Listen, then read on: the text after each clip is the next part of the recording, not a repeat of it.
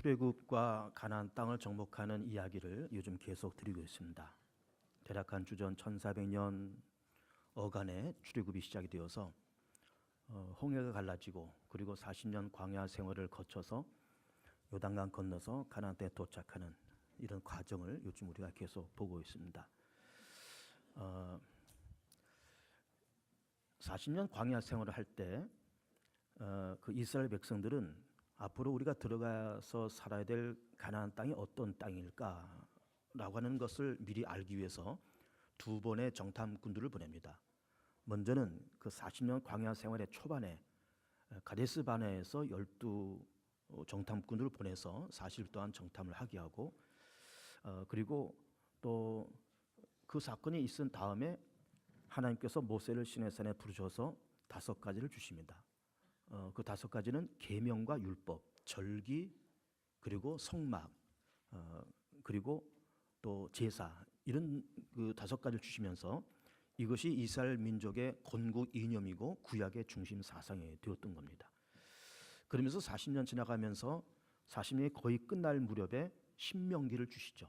우리 신명기에 대해서 생각한다는 제목으로 요 근래에 말씀을 드렸잖아요. 신명기, 신, 거듭신, 목숨명, 기록할 기. 그래서 우선은 첫 번째 시내산에서 말씀을 주셨고 40년 후에 거듭 강조해서 주신 말씀이 신명기인 겁니다.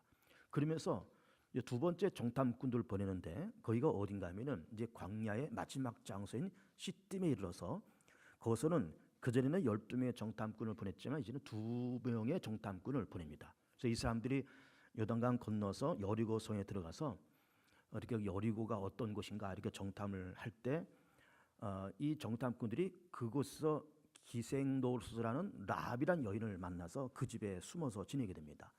근데 어떻게 알게 됐는지 여리고의 그 관리들이 그걸 알면서 사람들을 보내서 라합의 집에 가면서 여기에 지금 어떤 낯선 사람들이 들어온 것 같은데 그 사람들이 어디 있느냐 이렇게 물어봤더니 라합이 하는 말이 어떤 낯선 사람들이 오기는 왔는데 이 저녁에 그 사람들이 방금 나갔습니다. 그러니까는 쫓아가시면 혹시 만날 수 있을지 모르겠습니다. 그렇게 말을 하고서는 정탐꾼들을 이제 그 지붕 위에 숨겨놓고 그래서는 이 사람들을 이렇게 피할 수 있도록 다 그렇게 길을 열어줍니다. 이제 그러면서 이제 정탐을 마친 다음에 여호수아 군대가 그 정탐꾼이 보고하는 것을 다 듣고 나서 이제 요단강을 건너서 여리고성 근처에 이렇게 진영을 잡고 그러면서 이 여리고성을 일주일 동안 한 바퀴씩 돕니다. 하루 한 바퀴, 이틀째 날 2바퀴, 그러면서 마지막 날 7째 날에는 7바퀴를 돌았다는 겁니다. 그렇게 이 한 바퀴 도는 그 행렬이 어떻게 되는가 하면은 우선은 제일 중앙에 하나님의 법궤를 맨 제사장들이 이렇게 서 있고 그리고 그 앞에 7명의 제사장들이 양강나팔을 불었다. 양강나팔이라고 하는 거는 양의 뿔로 만든 나팔이다 그 말이에요.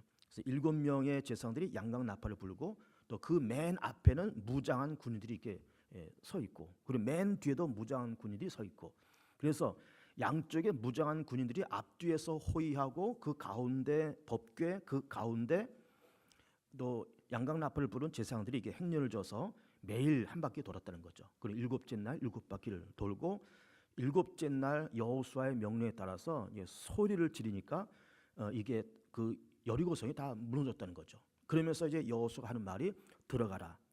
들어가서 이제 붉은 천을 내건 그 라합의 집에 있는 사람들만 살려놓고 그리고 다 진멸해라. 그리고 거기서 취하는 모든 물건들을 너희가 사사로이 갖지 말고 그것을 하나님의 곳간에 그렇게 두어라. 그렇게 여호수아가 명령을 해입니다. 그래서는 이 여리고성을 점령을 합니다. 그야말로 총 한 방 안 쏘고 여리고를 점령한 일이 그렇게 맞춰집니다. 그러고 나서 두 번째 성 아이성을 점령하려고 이제 가는데 이제 그 부하들이 이제 여호수아 장군한테 하는 말이 장군이시여 우리가 이제 얼마 전에 여리고 성을 무너뜨릴 때 그 큰 성을 우리가 다 이렇게 한 바퀴 돌아서 무너뜨렸는데 아이성을 보니까는 뭐 그렇게 크지도 않은 성이니까 우리가 다 갈 필요 없이 한 2-3천 명쯤 올라가서 그 성을 점령합시다. 이렇게 얘기를 하는 겁니다. 근데 여호수아가 그 말을 듣고 그래 그 말이 옳지 여기 작은 성이니까 그래서 3,000명의 군대를 내보내서 아이성을 좀 쉽게 점령할 줄 알았는데 웬걸 그 전쟁에서 실패하고 전사자가 36명이 발생이 되는 겁니다. 그래서 여호수아가 소개상에서 하나님 앞에 기도하면서 하나님 우리가 고생해서 출애굽하고 40년 광야 생을 지나서 이렇게 왔는데 하나님 왜 우리 이렇게 이 전쟁에서 실패하게 하시고 이렇게 또 36명의 전사자를 만드십니까? 이렇게 이제 하나님 앞에 기도했더니 하나님께서 하시는 말씀이 너희 가운데 악이 있다. 범죄자가 있다. 분명히 내가 여리고를 무너뜨릴 때 그 성에 있는 것을 사사리 갖지 말고 이 모든 것을 금덩어리, 은덩어리 모든 물건을 하나님의 곳간에 집어넣으라 그랬는데 이거를 훔친 자가 있다. 이렇게 얘기를 하시는 거예요. 그래서 이제 아간 이 여호수아가 제비 뽑아서 들어갔더니 누가 걸린가 하면 아간이라는 사람이 걸리게 되었습니다. 그래서 이실직고 해봐라 그랬더니 아간이 그제서야 이실직고 하는데 이만저만해서 사실은 내가 여리고를 점령하면서 외투 한 벌과 금덩어리, 은덩어리를 내가 감췄습니다. 그래서 군대를 보내서 그 집을 수색을 해보니까는 정말 금덩어리와 은덩어리와 외투 한 벌이 나오는 겁니다. 이제 그걸 거두어서 하나님의 곳간에 집어넣고 여호수아가 이 아간과 그의 집안의 사람들을 잡아다가 아골골짜기에서 돌로 쳐서 죽였다는 거예요. 그러고 나서 그 악을 제거한 다음에 아이성을 점령해서 그 전쟁에서 승리하면서 이제 그때부터 이 여호수아의 군대가 백전백승을 해가면서 이 가나안 땅을 점령해 가면서 이 가나안 땅을 점령할 때 그 시간이 얼마가 걸리는가 하면은 5년이 걸립니다.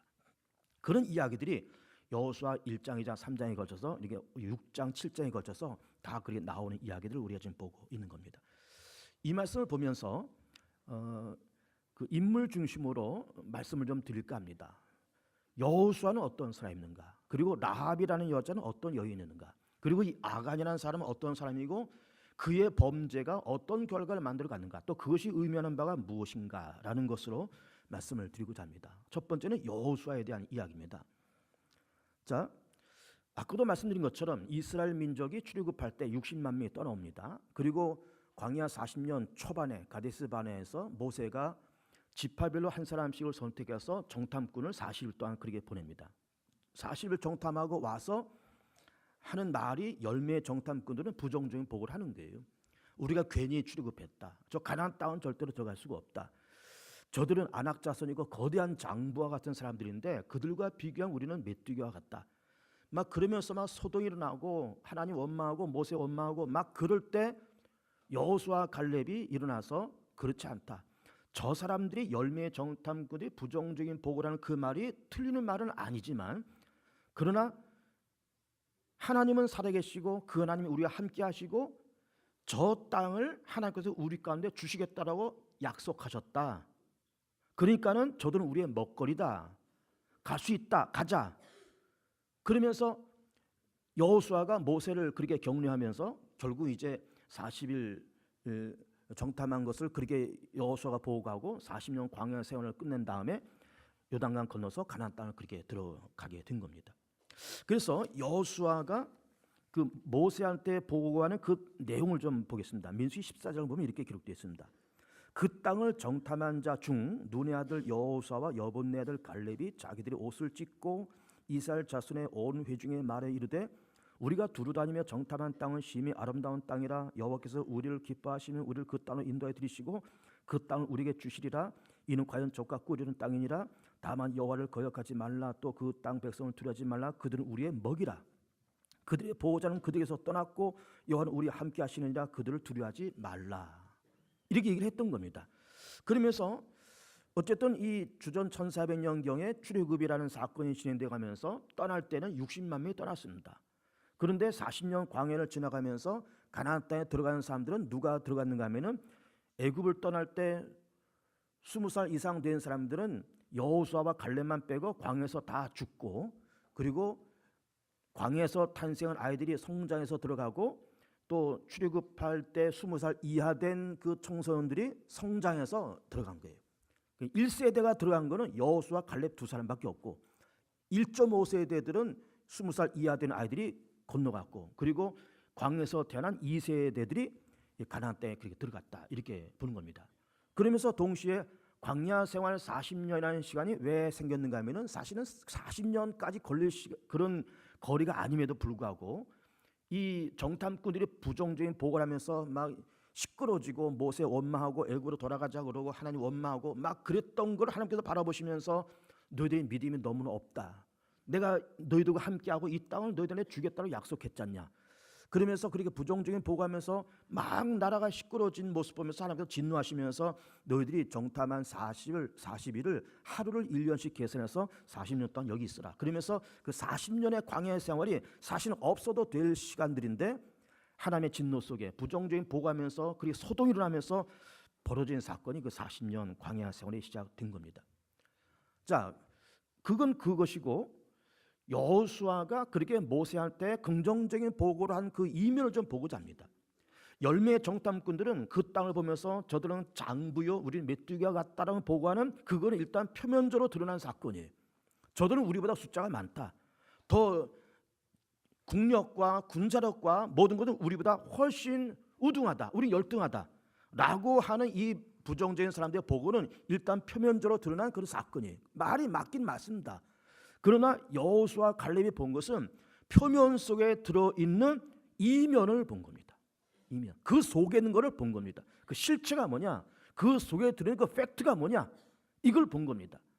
물론 이 부정적인 보고하는 정탐꾼의 말이 맞긴 맞지만 하나님이 우리와 함께 하시고 하나님이 살아계시고 하나님께서 저 땅을 우리 가운데 주시겠다라고 약속하신 그 언약이 선제하기 때문에 먼저 있다 이 말이에요. 선제하기 때문에 그 땅을 가자. 그 보고를 했던 겁니다. 사실 어떻게 보면은 우리는 신구약 성경을 이렇게 보면 믿음의 사람들의 삶을 이렇게 보면 야, 지금 이 사람들은 믿음이 대단하다. 모세, 여호수아, 선지자들 또 신약에 넘어서 예수님, 사도 바울 여러 그 제자들 보면은 야, 믿음이 대단한 분들이다라고 그렇게 말을 우리 하지만은 사실은 믿음이 대단한 사람들인 것이 맞긴 맞지만 그들의 삶은 외롭고 힘든 길을 걸어갔던 거예요. 그러니까 우리도 마찬가지입니다. 우리도 예수를 믿고 이른바 신앙생활 가면서 사실은 굉장히 외로운 길을 걸어가는 거예요. 여호수아도 외로운 길을 걸어갔고 모세도 외로운 길을 걸어갔고 그리고 예수님도 겟세마네 동산에서 골고다 언덕에서 외로운 길을 걸어가셨고 사도 바울도 예수님의 제자들도 다 외로운 길을 그렇게 걸어갔던 겁니다. 우리도 외로운 길을 걸어가는 겁니다. 왜 외로운 길을 걸어갈까? 우리는 안 보이는 하나님을 믿는 사람들이고 안 보이는 예수를 믿는 사람들이고 안 보이는 부활의 세계와 안 보이는 하나님의 세계와 하나님의 나라와 천국을 바라보고 믿고 가는 사람들이 우리인 거예요. 세상 사람들은 안 보니까 안 믿습니다. 없다고 말합니다. 안 보니까 없다고 말합니다. 그러나 우리는 안 보이지만 한 번도 하나님의 나라 가본 적이 없고 하나님을 만난 적도 없고 예수를 만난 적도 없지만 성령의 감동을 통해서 믿어지는 거예요. 하나님이 살아계신 것이 믿어지고 부활의 세계가 있다는 것이 믿어지고 하나님의 나라가 있다고 하는 것이 믿어지는 거예요. 믿어지기 때문에 안 믿어지는 세상 사람들 앞에서 믿어지는 내가 홀로 살려고 그러니까 외롭고 힘든 겁니다. 여러분 그렇지 않습니까? 뭐 집안 내 사람들이 다 예수 믿고 일가 친지 뭐 삼촌들 사촌들 다 예수 믿는 집안들이라 그러면은 크게 어림이 없지만은 그 집에서 나 혼자 예수 믿는다. 또 여러 일가 친지 삼촌 사촌 이런 식구도 있는데 우리 집안만 예수 믿고 교회 다니는 집안이다. 그러면 굉장히 외롭습니다. 어떤 집안에 대소사가 있을 때 굉장히 외로워요.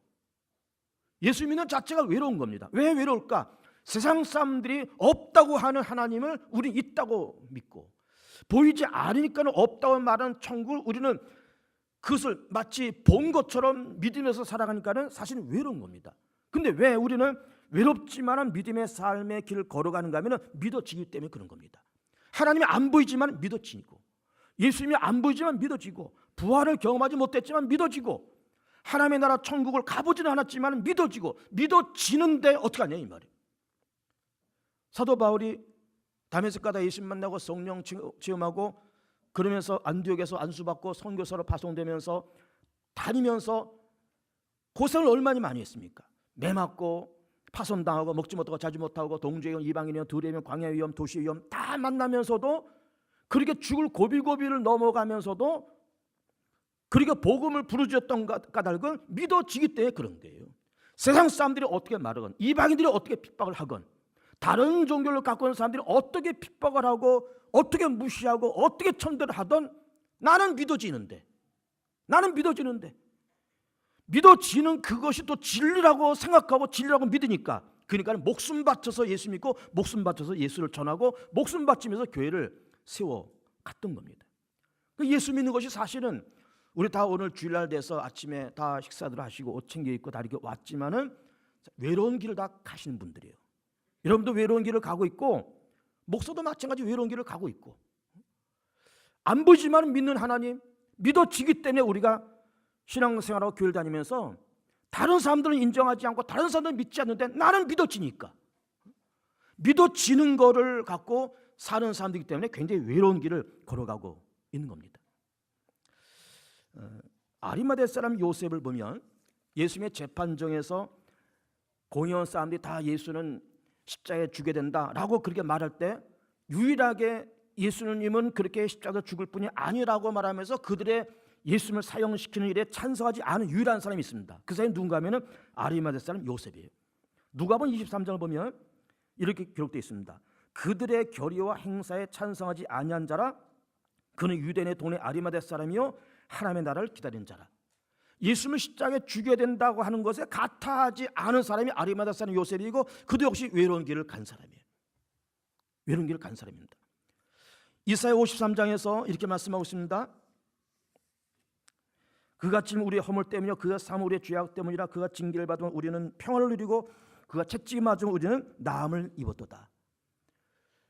사람들은 예수님을 안 믿고 부인하고 거부하지만은 우리는 믿어진다 이 말이에요. 예수께서 징계를 받은 건 내 허물 때문이고 예수께서 징계를 받은 내가 평화를 누리고 그가 찔림을 통해서 내가 나음을 입었다고 하는 것. 내 모든 죄가 예수님께 전이 되어서 예수님 내 죄를 담당하시고 죽으셔서 죄의 문제 정리하시고 부활하시면서 내게 생명 주신 것이 믿어지기 때문에 우리가 지금 교회를 다니고 있는 거예요. 믿어진다 이 말이에요. 그러나 사실은 외롭습니다. 괜히 외롭고 고독한 길을 걸어가는 거예요. 그래서 성경에서는 마태복음 7장에서는 이렇게 말씀하고 있습니다. 마태복음 7장에서 좁은 문으로 들어가라. 멸망으로 인도하는 문은 크고 그 길이 넓어 그리로 들어간 자가 많고 생명으로 인도하는 문은 좁고 그 길이 협착하고 찾는 자가 적음이라.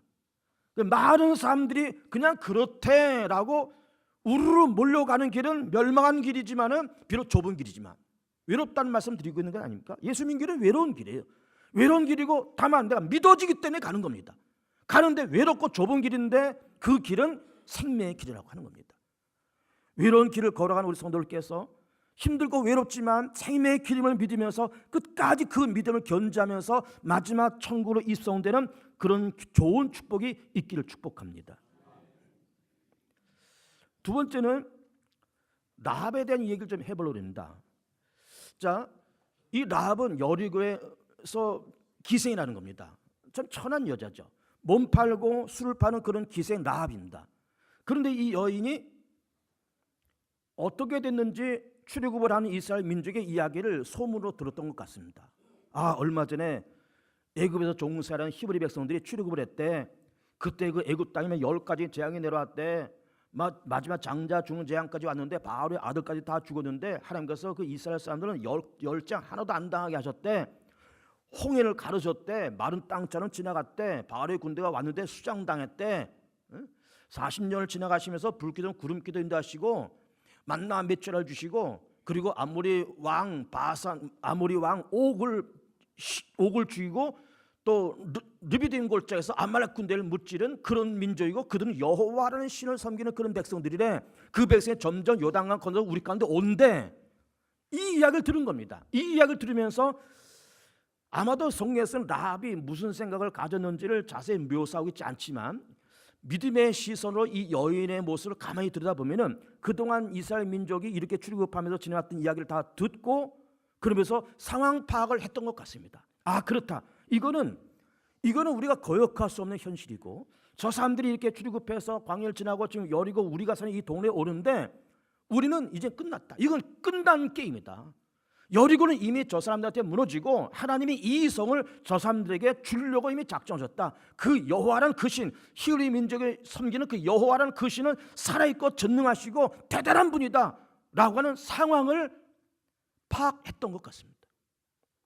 그래서 정탐꾼들이 왔을 때 이 라합이 정탐꾼들에게 무슨 얘기를 하는가 하면은 이런 얘기를 하고 있습니다. 이 라합의 이야기입니다. 말하되 여호와께서 이 땅을 너에게 주신 줄을 내가 아노라.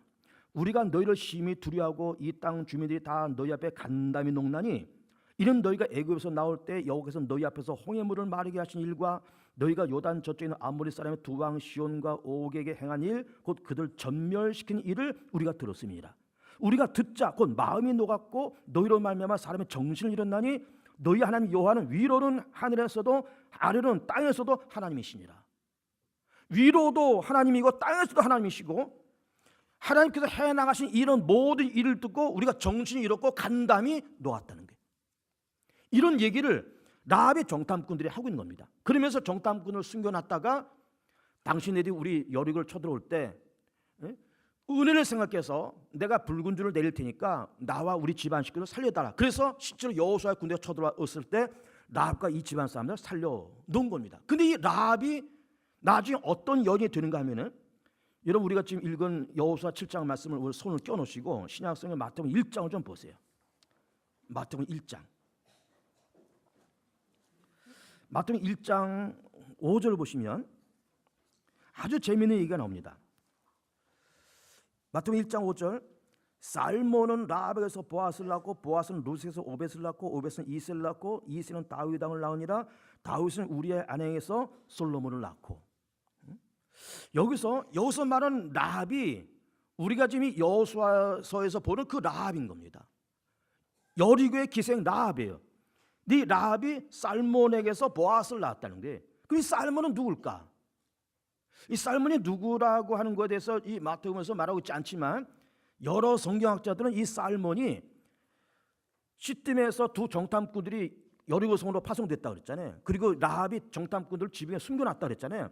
그 정탐꾼 가운데 한 사람이 살몬이다 이렇게 보는 겁니다. 근데 그 성경학자들의 말이 옳다고 보는 겁니다. 그렇게 해서 이 살몬이 라합에게서 보아스를 낳고 보아스는 루스에서 오벳을 낳고 오벳은 이새를 낳고 이새는 다윗 왕을 낳느냐. 그러면서 이 라합은 다윗 왕의 고조 할머니가 되는 겁니다. 그리고 다윗 왕가의 조상이 되고 그 혈통을 통해서 그리스도께서 탄생을 하신 겁니다. 놀라운 얘기죠. 그러면은 이 라합이라는 여자를 물론 여리고성에서 몸을 팔고 술을 파는 그런 기생의 천한 신분이지만은 이 여인의 특징을 한마디로 뭐라고 얘기하면 좋을까라고 할 때 그 특징의 그 가장 적절한 것은 상황 파악을 한 여인이었다 이렇게 봅니다. 상황 파악을 한 여인. 이스라엘 민족이 출애굽해서 홍해를 건너고 광야를 지나서 요단강 건너서 들어오는 이 상황을 보면서 저들은 범상치 않은 민족이고 저들 인도하는 여호와라는 그 신은 범상치 않은 하나님이시다. 그래서 아까도 우리가 봤듯이 너희가 믿는 하나님은 하늘에서도 하나님이고 땅에서도 하나님이시다. 하나님이 너희 민족을 향해서 하셨던 그 일을 우리가 다 들으면서 우리가 마음이 녹았고 간담이 녹았다니. 간담이. 이런 상황을 정확하게 파악한 사람이 라합이었던 겁니다. 여러분 보세요. 우리는 제가 여러분들에게 늘 그 이스라엘 민족의 연대를 자주 말씀을 드렸습니다. 뭐 1400년 출애굽했다, 1000년에 나라가 세워졌다, 900년에 나라가 분리됐다, 그리고 북왕조 721년, 남왕조 586년 이 얘기를 제가 여러 번 했습니다. 그러면서 북왕조가 721년에 아수르에서 함락되고 남왕조가 586년에 바벨론에서 함락되는데 그때 함락되는 그 무렵에 상황 파악을 딱 하면서 그래 조만간 우리나라는 아수르와 전쟁을 하게 될 거야. 조만간 우리나라는 바벨론과 전쟁을 하게 될 거야. 전쟁을 하면서 우리나라는 저 아수르에 의해서 바벨론에서 망할 수밖에 없어. 그러니 이제부터라도 정신 차리고 하나님 앞에 나와서 회개하고 말씀드린 것처럼 율법과 제사와 절기와 성막과 하나님의 계명을 지켜야 된다. 그러면 그 상황을 파악한 사람들이 누군가? 선지자입니다. 이 사람들이. 상황을 파악한 사람이 선지자고 그 상황을 파악하지 못한 사람들은 그 전쟁에서 다 죽고 실패하고 포로로 끌려갔던 거예요. 상황 파악을 해야 됩니다, 여러분. 상황 파악을. 이 상황 파악이 믿음에만 해당되는 것이 아니라 우리가 세상을 살면서 모든 것이 다 적용되는 그런 사건인 거예요. 상황 파악이 돼야 됩니다. 장사를 해도 상황 파악이 돼야 되고 주식을 해도 상황 파악이 돼야 되고 부동산을 투자해도 상황 파악이 돼야 되고 신앙생활을 할 때도 상황 파악이 돼야 되고 상황 파악이 안 되면 앉을 자리인지 쓸 자리인지 떠날 자리인지 머물 자리인지 이걸 모르면서 천방주주 그렇게 살면서 상황 파악 안 된 채로 그렇게 살면서 자기도 힘들고 보는 사람도 힘들고 상황 파악이 안 되면 그렇게 된다 이 말이에요. 여러분 겸손이 뭘까요? 겸손은 상황 파악을 한 그 상태가 겸손인 겁니다. 내 위치가 어딘가, 내 신분이 뭔가? 내가 뭘 해야 될 사람인가? 여기가 내가 앉을 자리가 떠날 자리인가? 이 상황 파악이 되고, 그렇게 상황 파악이 된 것이 겸손이고, 상황 파악을 한 사람이 바로 라합이고 구약시대 때의 선지자였던 거예요. 상황 파악을 해야 됩니다. 나이가 들면 나이값을 할 줄 알고, 직분이 있으면 직분값을 할 줄 알고, 떠날 자리에 머물 자리인지를 구분할 줄 알고, 앉을 자리에 서 있어야 될 자리를 구분할 줄 아는 상황 파악이, 이게 겸손이고 이게 곧 믿음인 겁니다. 시편 말씀 보면, 시편 말씀을 제가 이제 소개를 해드릴 텐데, 시편 말씀 보면 이런 말씀이 기록되어 있습니다. 이 온 우주 만물과 자연 이 세계를 바라보면서 시편 기자는 그렇게 고백하는 거예요. 하나님께서 하신 일이 얼마나 많은지요. 여러분, 이게 놀라운 얘기 아닙니까? 우리는 세상을 바라보면서 저건 산이고 저건 바위고 저건 바다고 그렇게만 볼 것 같은데, 믿음의 사람들은 상황 파악을 딱 하면서 온 우주 전체와 동물과 식물과 자연세를 바라보면서 하나님의 창조의 세계와 하나님의 이 우주 만물을 다스리는 이것이 얼마나 높고 얼마나 위대한지를, 그 상황 파악을 했던 겁니다. 제가 한번 읽어드릴게요. 시편 8편을 보면 이렇게 기록되어 있습니다. 곧 모든 소와 양과 들짐승이며 공중의 새와 바다의 물고기와 바닷길에 다니는 것이니이다. 여호와 우리 주여, 주의 이름이 온 땅이 어찌 그리 아름다운지요. 다윗의 시입니다. 세상을 바라보면서 하나님이여, 당신의 이름이 온 땅에 어찌 그리 아름다운지요. 세상을 바라보면서 상황 파악을 다 한 겁니다, 다윗이. 시편 104편을 보면, 이 104편은 작자가 누군지는 기록되어 있지 않지만, 이 자연세계를 바라보면서 하나님께서 하신 일이 얼마나 많고 하나님께서 창조하신 세계가 얼마나 위대한지 이렇게 고백하고 있습니다. 제가 읽어드리겠습니다. 시편 104편. 내 영혼아 여호와를 송축하라. 여호와 나의 하나님이여, 주는 심히 위대하시며 존귀와 권위로 옷 입으셨나이다. 주께서 옷을 입음같이 빛을 입으시며 하늘의 휘장같이 치시며 물에 자기 누각에 들불 얹으시며 구름으로 자기 수를 삼으시고 바람 날고 다니시며 바람을 자기 사신을 삼으시고 불꽃으로 자기 사역자를 삼으시며 땅의 기철로 쌓아 영원히 흔들리지 아니하게 하셨나이다. 옷으로 덮음까지 주께서 땅을 깊은 바다로 덮으심에 물이 산들 위로 솟아올랐으나 주께서 꾸짖으시니 물은 도망하며 주의 우레스로 말미암아 빨리 가며 주께서 그들을 위하여 정하여 주신 곳에 흘러갔고 산은 오르고 골짜기는 내려갔나이다. 주께서 물의 경계를 정하 넘치지 못하게 하시며 다시 돌아와 땅을 덮지 못하게 하셨나이다. 여호께서 샘을 골짜기에서 쏟아내게 하시고 산새에 흐르게 하사 각종 들짐승에게 마시게 하시니 들나기도 해결하며 공중의 새도 그 가에서 깃들이며 나뭇가지 새서 지저귀는도다. 그가 그의 누각에서부터 산에 물을 부으시니 주께서 하시는 이 일에 결실이 땅을 만족시켜 주는도다. 그 각축을 위한 풀과 사람을 위한 채소를 자라게 하시며 땅에서 먹을 것이 나게 하셔서 사람의 마음을 기쁘게 하는 포도주와 사람의 얼굴을 윤택하게 하는 기름과 사람의 마음을 힘있게 하는 양식을 주셨도다. 여호와의 나무에는 물이 흡족하며 곧 그가 심으신 레바논 백향목을 띠르도다. 새들이 그 새에 깃들이며 학은 잣나무로 집을 삼는도다. 높은 산들은 사냥을 위하며 바위는 너울의 피난처로다. 여기서 달로 저기를 정하시며 해는 그 지는 때를 알도다.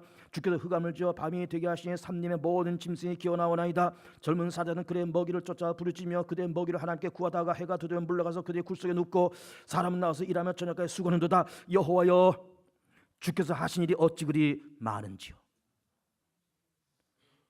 놀랍지 않습니까?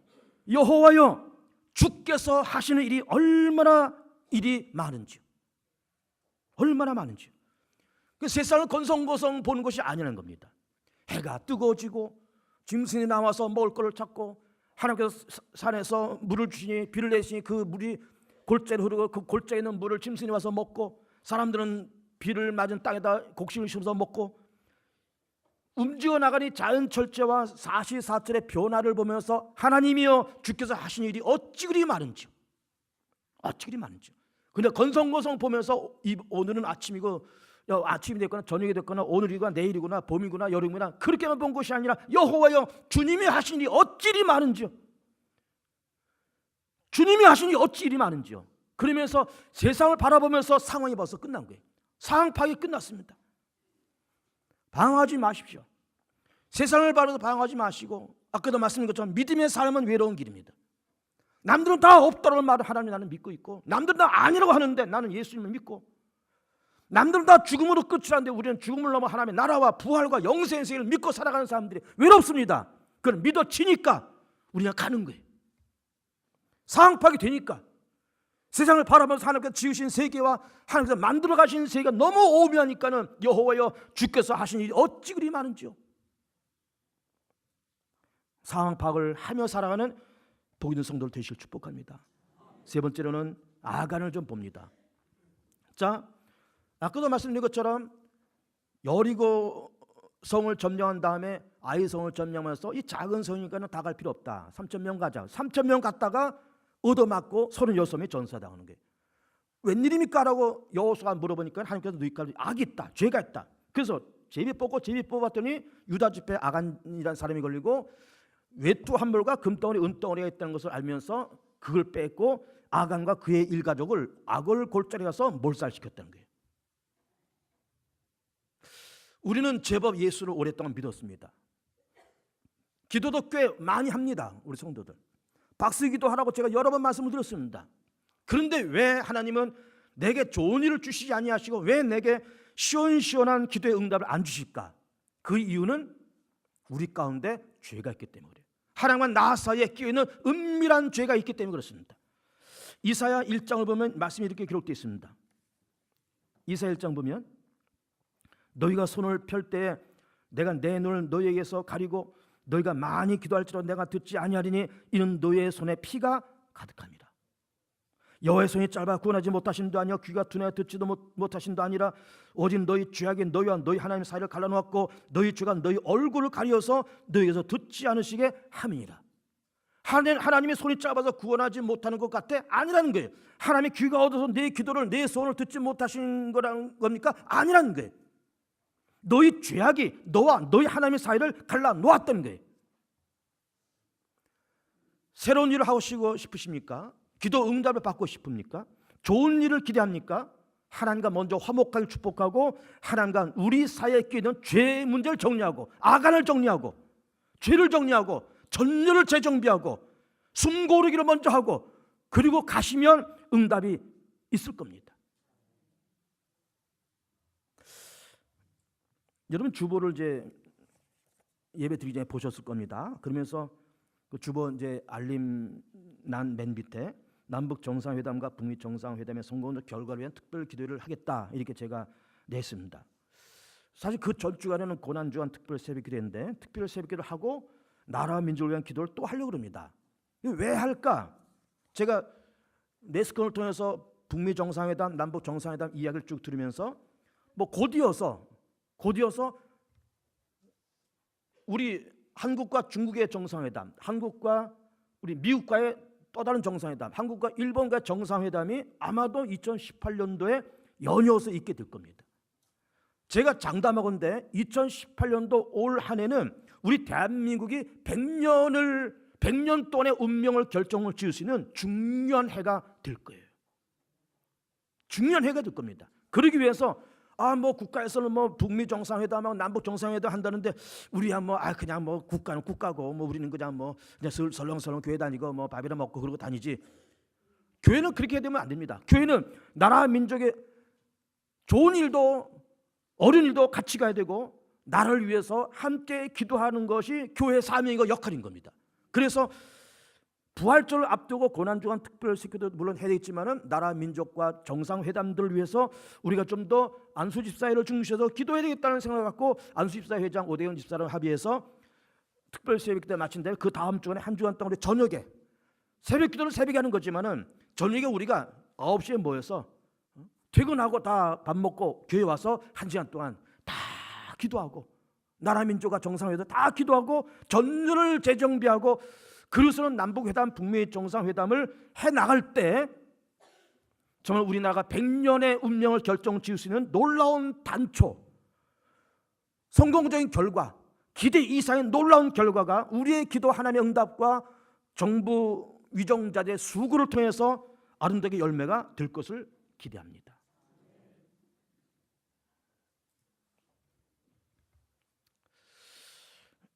몇 가지 말씀을 드렸습니다. 여호수아는 외로운 길을 걸어왔습니다. 그러나 믿어지기 때문에 갔다 그랬습니다. 우리도 외로운 신앙생활을 합니다. 그러나 우리는 믿어지기 때문에 우리도 가는 거예요. 좁은 길이지만 협착한 길이지만 가는 겁니다. 라합은 상황 파악을 끝낸 여자입니다.